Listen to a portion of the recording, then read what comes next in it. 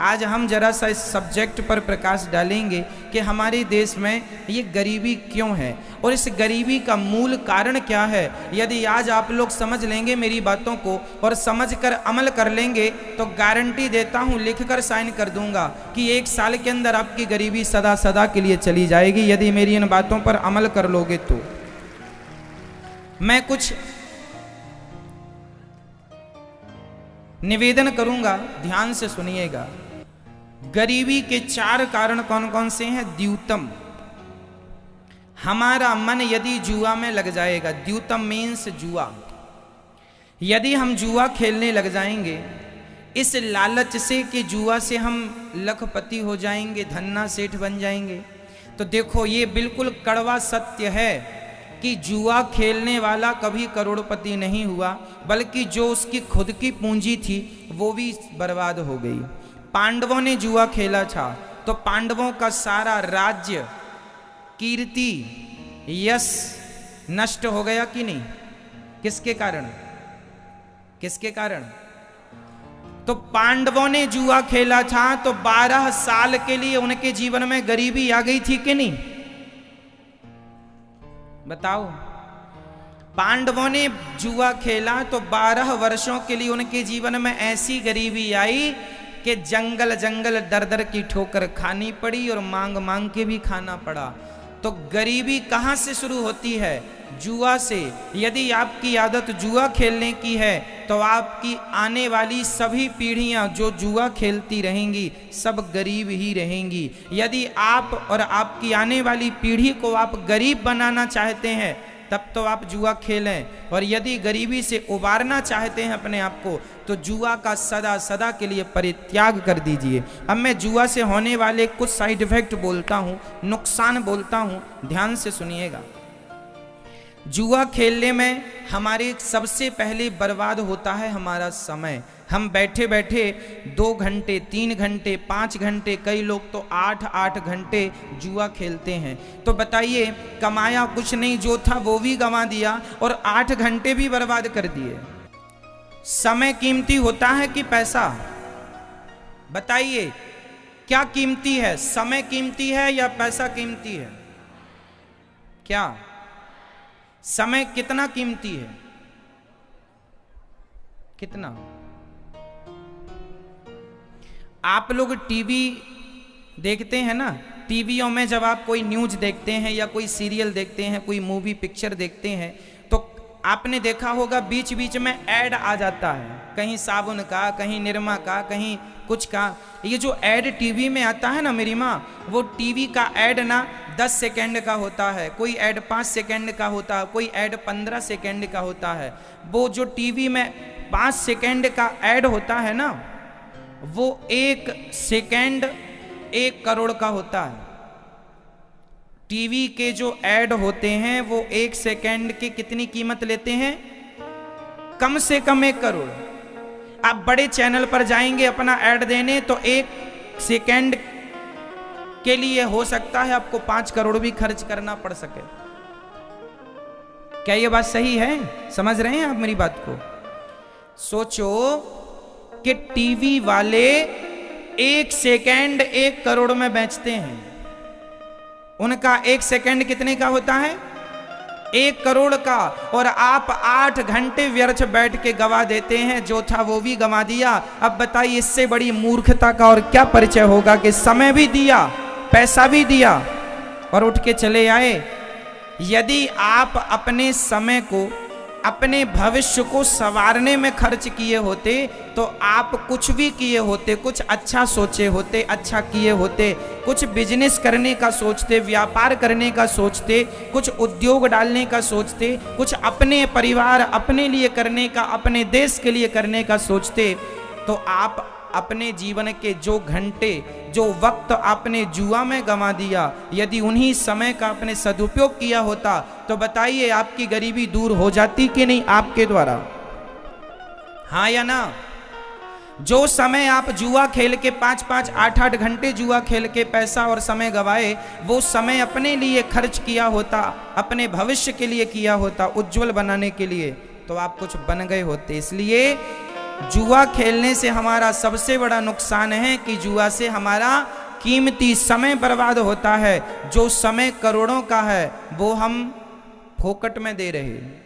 इसलिए मेरी प्रार्थना है नौजवान दोस्तों से, भाइयों से, बेटियों से, बहनों से और बड़े बुजुर्गों से, आप अपने समय का बिल्कुल दुरुपयोग ना करें। पुरुष बली नहीं होते हैं, समय होत बलवान, भीलन गोपी लूट लई, वही अर्जुन वही बाण। याद रखना मेरी माँ, सब कुछ दोबारा शायद मिल जाए पर समय दोबारा नहीं मिलेगा। आज जो तारीख है, आज कौन सी तारीख है? 24 मार्च 2022। क्या ये सही है तारीख? आज की तारीख बीत जाने के बाद बताइए ये 2022 24 मार्च अब सारी जिंदगी में कभी लौटेगा? लौटेगा? 1000 मेरी आने वाली 1000 पीढ़ी भी गुजर जाए तो भी क्या ये आज का समय लाके खड़ा कर सकती है? इस धरती पर सब कुछ पाया जा सकता है दोबारा, शायद समय नहीं। इसलिए कहता हूं, जो व्यक्ति अपने समय का दुरुपयोग करेगा वो ना घर का रहेगा ना घाट का रहेगा, और जो व्यक्ति अपने समय का सदुपयोग करेगा वो फर्शों से अर्शों में पहुंच जाएगा, जमीन से आकाश में पहुंच जाएगा, अर्थात सफल हो जाएगा। नाम इज्जत आप कमा सकते हैं, इसके लिए समय का सदुपयोग करना होगा। जुआ खेल के समय को बर्बाद करेंगे तो आपके माथे की गरीबी कभी मिटने वाली नहीं है। लोग कहते हैं महाराज जी हमारे तो भाग्य ही फूटे हैं। भाग्य नहीं फूटे, तुमने समय का दुरुपयोग किया है इसलिए भाग्य फूट गए हैं। फूटे भाग्य लेके तुम पैदा नहीं हुए थे। भाग्य तो तुम्हारा वैसा था जैसा टाटा बिरला, अडानी, अंबानी जो भाग्य लेके पैदा हुए हैं, वही भाग्य लेकर इस धरती में हर व्यक्ति पैदा होता है। कोई अपने समय का सदुपयोग करके टाटा बिरला, अडानी, अंबानी बन जाता है और कोई समय का दुरुपयोग करके जहां का तहां रह जाता है। ये समय समय की बातें हैं, समय समय पर होता है समय समय की बात। राम जन्म का दिन बड़ा और कृष्ण जन्म की रात। इसलिए किसकी कीमत, किसकी वैल्यू करनी है? जोर से, किसकी वैल्यू? समय। आपने अभी लॉकडाउन में टीवी पर महाभारत देखा होगा, उसमें गोल गोल चक्र चलता हुआ आवाज आती थी, मैं समय हूं। मैं कौन हूं? मैं समय हूं। ये समय का पहिया ही तो चल रहा है। अरे समय ने ही तो आपको बूढ़ा बना दिया। आप लोगों के बाल पक गए, बूढ़ा हो गए, आप बुढ़ापा आ गया। आपको बुढ़ापे की तरफ किसने फेंक दिया? किसने? समय ने। एक समय था कि आप बच्ची थी, बच्चे थे। एक समय था कि आप जवान थे। एक समय ये आ गया कि आपके बुढ़ापा आ गया। देखते देखते क्या से क्या हो गए, देखते देखते। तो ये समय ही तो है, ये समय का पहिया चल रहा है और तुम्हें कहां से कहां पहुंचा रहा है। इसलिए समय की वैल्यू को समझो, समय की कद्र करना सीखो, समय का सदुपयोग करना सीखो। ठीक है? कलयुग का पहला ठिकाना का क्या है? जुआ। जहां जुआ है वहां कलयुग है, जहां जुआ है वहां गरीबी है। अब दूसरा ठिकाना सुनो, द्यूतम पानम। पानम बोले तो शराब। जो शराब पिएगा वो सदा गरीब रहेगा। क्यों? शराब मस्तिष्क को शून्य कर देती है। अब देखो ना, छत्तीसगढ़ का आदमी, और केवल छत्तीसगढ़ का ही नहीं, हर मेरे देश का हर वो व्यक्ति जो शराब पीता है, मैं उसकी बात कर रहा हूं। आप दिन भर में 500 रुपए कमाते हैं, माना कि 1000 रुपए कमाते होंगे, और 1000 रुपए में आपने 200-250 की यदि आपने शराब पी ली, 500 रुपए में से आपने 250 की शराब पी ली तो बचे 250।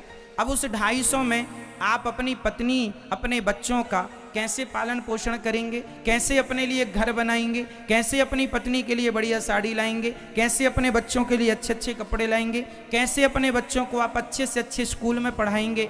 अरे वो 250 जो शराब में बर्बाद कर दिए, यदि उसी पैसे से अपने बच्चों के लिए कुछ फल फूल लाए होते, कुछ मिठाइयाँ लाए होते, तो बच्चे भी खुश होते और वो पैसा बचाते, कुछ कुछ बचाते, तो आप अपने भविष्य की प्लानिंग कर सकते थे, अपने लिए एक छोटा सा घर बनाते, बच्चों को अच्छे से अच्छे स्कूल में पढ़ाते। अरे भाई, जब आप अपने पैसे का सदुपयोग करेंगे तब तो आपकी गरीबी मिटेगी। आप पैसे बिगाड़ते जाएंगे तो गरीबी मिटेगी कैसे? इसलिए हर भारतीय की, हर मेरे भारत देश के हर नागरिक की जिम्मेदारी है, जो भी कमाया करो उसका कुछ अंश बचाया करो। पैसे, हमारे यहाँ कहावत है, विद्या कंठ की और रुपया गंठ का, ये दोनों काम देते हैं। हमने बहुत सारी बातें लिख के रखी हैं, तो लिख के रखी हैं वो हमारे काम की नहीं है। जो हमें याद है, हमारे कंठ पर हैं, वो हमारे काम की हैं। और जो पैसा हमारे घर में रखा है वो हमारे काम का नहीं है। जो वर्तमान में हमारे पास उपलब्ध है वो हमारे काम का है। कहने का तात्पर्य ये है कि कल को फिर से यदि लॉकडाउन लग गया और आपके पास पैसे नहीं हुए तो किसके सामने हाथ फैलाने जाओगे? इसलिए बुरा वक्त कब आ जाए कह के नहीं आता, इसलिए भगवान करें बुरा वक्त कभी ना आए, पर आ जाए तो हमें उसके लिए 2 पैसे बचाना इसलिए चाहिए कि कल के समय पर पता नहीं कौन सा वक्त आ जाए, इसलिए कल के लिए 2 पैसे हमारे पास बचत के हों। और ये तब बचत होगी जब आप अपने खर्चों को कंट्रोल करेंगे, गलत खर्चे बंद करेंगे और सही जगह धन का उपयोग करेंगे। इसलिए आप शराब पिएंगे तो देखो, शराब पी के तो आप पड़े हैं गंदी नाली में। पहला तो धन बिगड़ा, दूसरा आप शराब के नशे में पड़े हैं तो आपका समय भी बिगड़ रहा है और जमाना भी आपको शराबी कह के बुलाता, अरे इनकी तो कोई इज्जत नहीं है, सुअर जैसे पड़े रहते हैं। शराब पीने वाले की समाज में क्या इज्जत है बताइए? कौन इज्जत करता है, कौन सम्मान? कोई अपने बाजू में नहीं बिठालता कि कोई पता चल जाए कि शराबी हैं तो बगल में बिठाने से ला जाती है, हरे राम राम, शराबी के बगल में बैठे। इसलिए कुत्तों की मौत ना मरो। शराब पी के लोग कुत्तों की मौत मर जाते हैं। अरे मनुष्य का शरीर पाया है, इज्जत पाओ, सम्मान से जियो, 2 पैसे सम्मान से कमाओ। भले तुम धनवान नहीं हो पर गरीबी भी सम्मान से गुजारी जा सकती है। क्यों जी? गरीब आदमी का भी एक सम्मान होता है, एक इज्जत होती है। भगवान करे आपकी गरीबी चली जाए, पर यदि गरीब भी हो तो अपना सम्मान ना गवाना, अपनी इज्जत ना गवाना। पैसे से करोड़ गुना कीमती होती है इज्जत। कहो जी, सही है क्या? धन से ज्यादा कीमती क्या होती है? इज्जत, सम्मान।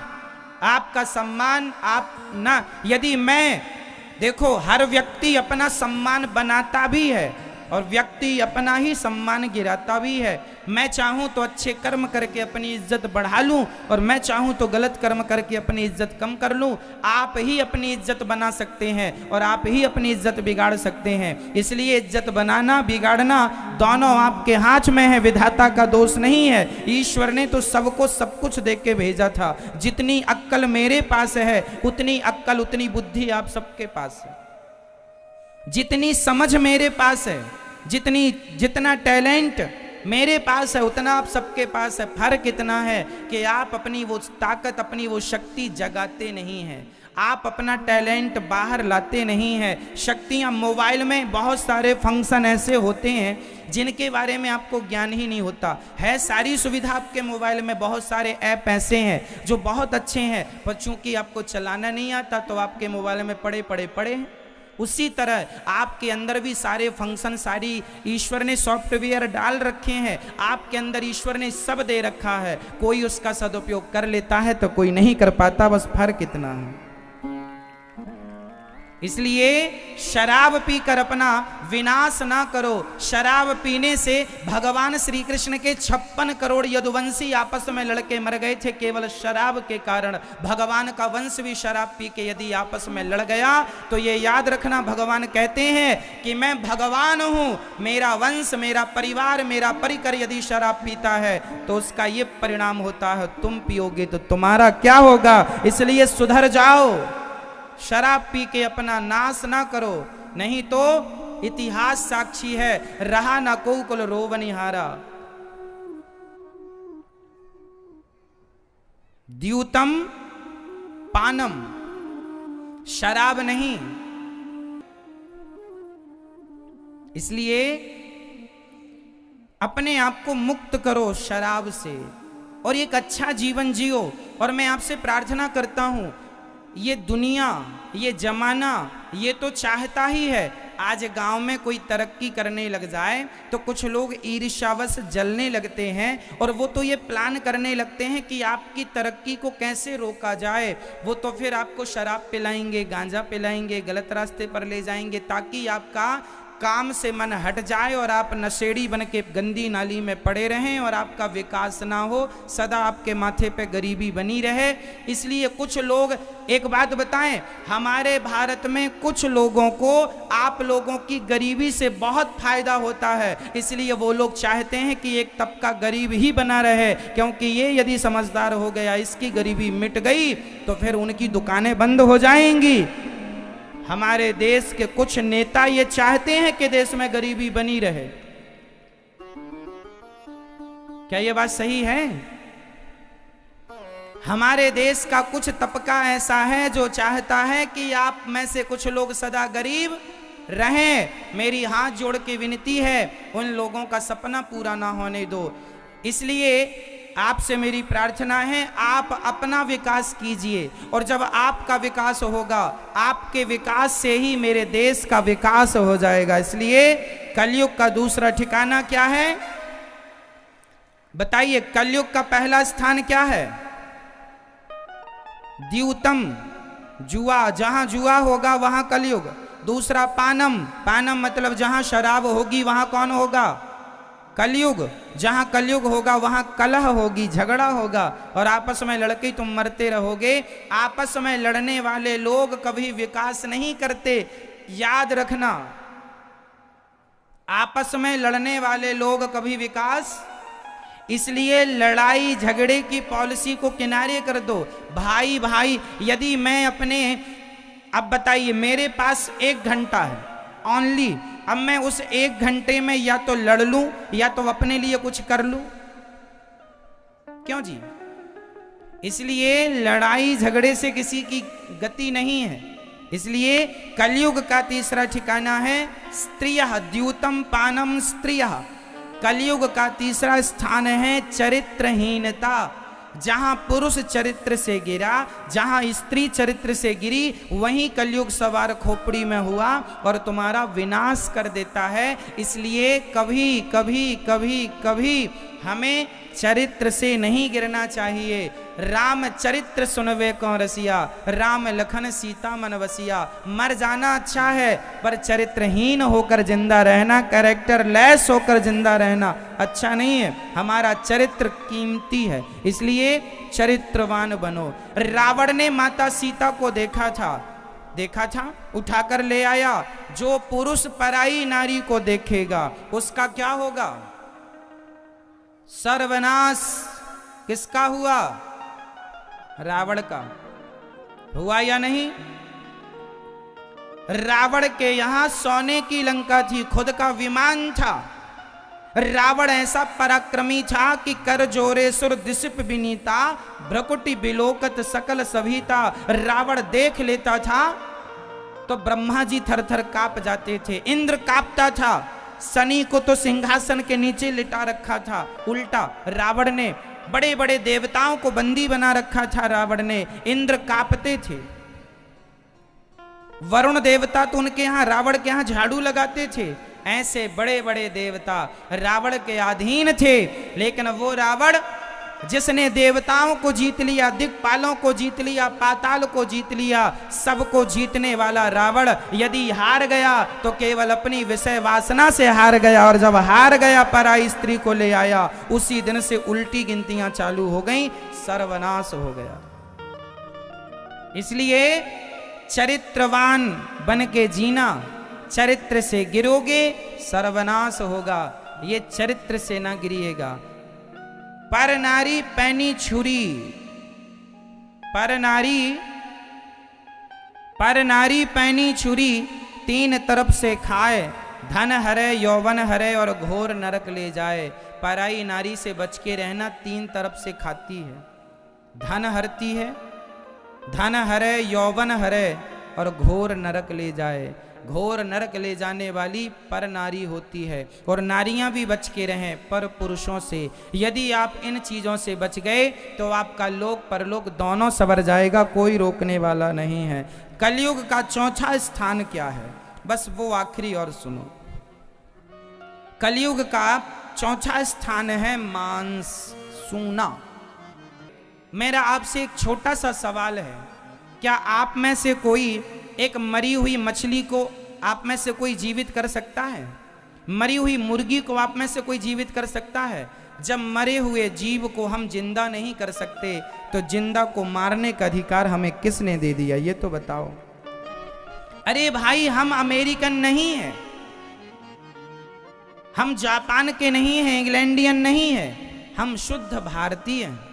और भारत में हमें पढ़ाया गया है, हमारे वेदों का वाक्य है, वचन है, अहिंसा ही परमो धर्मः। हमें क्या पढ़ाया गया है? अहिंसा ही परमो धर्मः। अहिंसा, अहिंसा मतलब किसी जीव की हत्या ना करना ही धर्म है। जहां पर जीव की हत्या ना करना ही धर्म है, वहां पर जीव की हत्या करना कैसे धर्म हो सकता है? इसलिए आप अपने स्वाद के लिए, आप अपने स्वाद के लिए मांस खा लेते हैं। क्या आपके पास दाल चावल सब्जी रोटी फल फूल बादाम काजू किशमिश नहीं है क्या खाने को? बोलो, हैं? फिर जब इतना सारा ऑप्शन है, अरे भगवान को पहले भोग लगाया करो, भगवान को खिला करके फिर प्रसाद ग्रहण किया करो। और मांस खाने से हमारा कभी भला नहीं होगा। जीव हत्या जो तुमने मुर्गी मछली को तड़पा तड़पा कर अपने स्वाद के लिए मारा है, उस पाप का भोग भोगने के लिए तुम्हें फिर मृत्यु लोक में आना पड़ेगा, कुछ कुछ कुछ कुछ बन करके। पुनरपि जननम पुनरपि मरणम पुनरपि जननी जठरे शयनम। ये जन्म और मृत्यु का चक्र चलता ही रहेगा, कभी मिटने वाला थोड़ी है। इसलिए आप अपनी भलाई चाहते हैं, इससे किसी का कोई नुकसान नहीं है। आप मांस खाते हैं, मेरा कोई नुकसान नहीं है, परंतु इंसानियत के नाते आप भारतीय हैं और मैं भी भारतीय हूं। इस रिश्ते से मैं आपका पतन होते नहीं देख सकता। मैं ये चाहूंगा कि आप लोग भी अपनी सदगति कर लें। आप लोग भी, ये मनुष्य का शरीर बार बार नहीं मिलता। मेरी माँ 84 लाख योनियों में सर्वश्रेष्ठ योनि मनुष्य की है। बड़े भाग्य मानुष तन पावा, सुर दुर्लभ सदग्रंथ निगावा। फिरत सदा माया कर प्रेरा, काल कर्म स्वभाव गुण घेरा।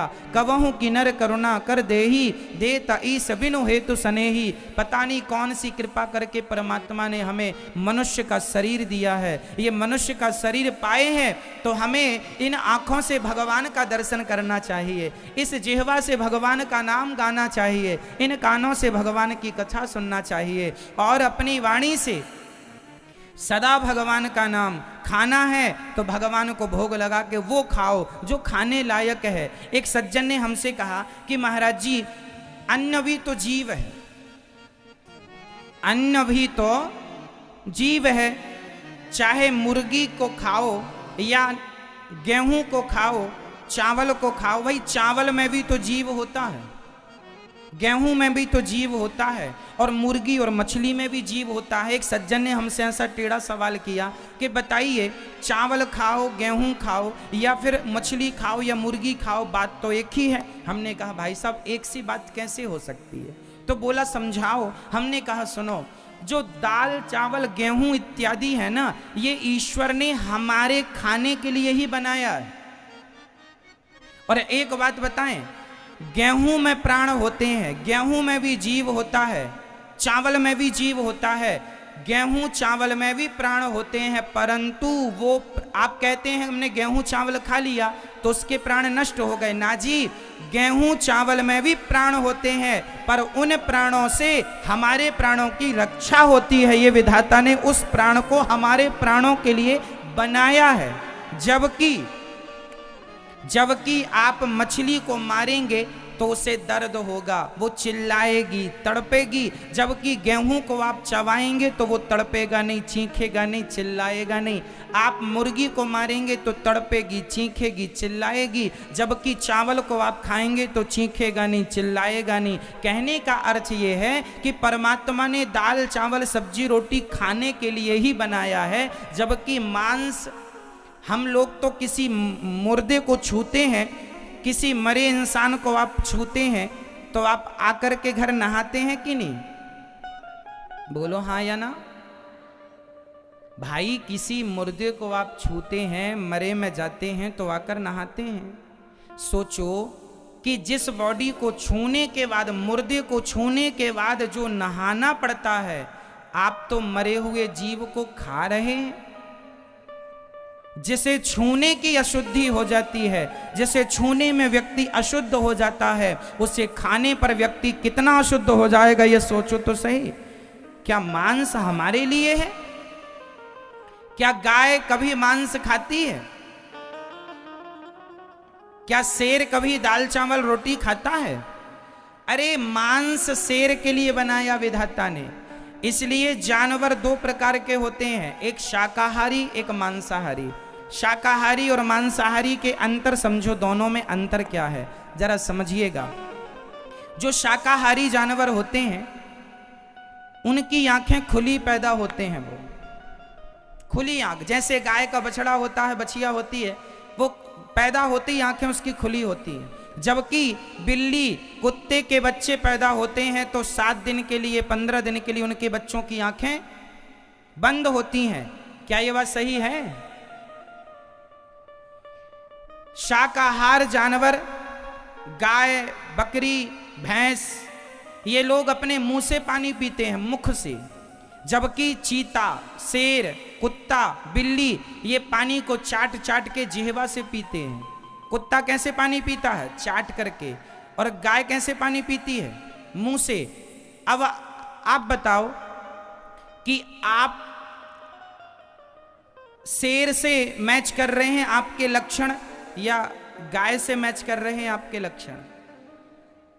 आप भी, आपके बच्चे भी पैदा होते हैं खुली आंख से पैदा होते हैं। बच्चे पैदा होते ही खुली आंख होती है। गाय का भी, बकरी का भी, भैंस का भी, ये सब शाकाहारी जो होंगे इनकी आंखें खुली होती हैं। जबकि मांसाहार करने वाले बच्चों की आंखें हफ्ते 15 दिन के लिए बंद होती हैं।